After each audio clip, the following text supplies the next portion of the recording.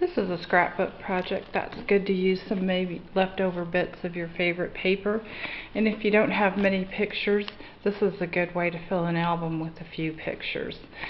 Initially, I'm going to show you the album, and then at the end I'll go over a couple of techniques. This is a nice little pop-up album I made, which I got my pages together here with some ribbon to bind it together, using chipboard to make the cover and the back cover. Anyway, when you open it up, we have a couple of pop-ups right here. I've used the Domestic Goddess paper and some nice vintage cutouts that I found at my local scrapbook store. Here on the next page, I used the Graphic 45 on the Boardwalk paper. I had some really great pictures of my grandmother and mother from 1933 wearing these type of swimsuits, so I thought this paper would really go well with it. Here on the next page, I'm using the La Romantique Graphic 45 paper just to tie in with some of the clothing that my grandmother was wearing in the 1920s.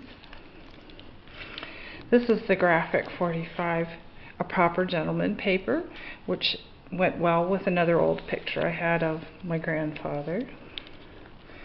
Then here again I have another pop-up using the La Romantique paper with my grandmother's wedding picture in 1926, so this paper did seem quite appropriate.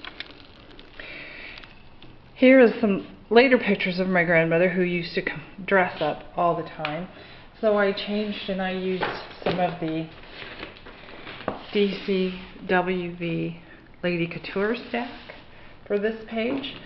Did some fussy cutting of some of the pages in that paper. And then on my last page, got some pictures, some vintage style ad pictures, and I also used some of the DCWV lemon flower stack. So now I'll show you a couple of techniques on how to make it. First of all, I make the cover about 1/4 inch around larger than my inside pages. This one happens to be 8-inch square, and my inside pages are 7 3/4 inch.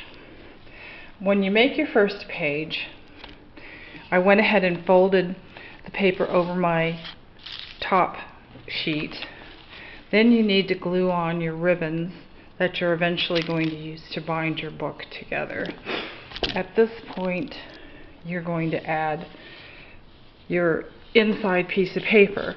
Now, in order to make this fold, you go ahead and cut this piece of paper the width of your page, but add maybe about 2 inches right here. Go ahead and score your paper, fold it flat,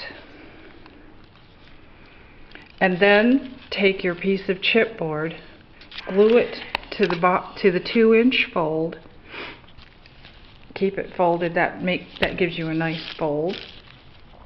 And then you go ahead and cut your 7 3/4 by 7 3/4 second page, matching very carefully along here with your coordinating paper. This will give you your nice page fold. Basically, you keep doing this until you think you've made enough pages to make your book.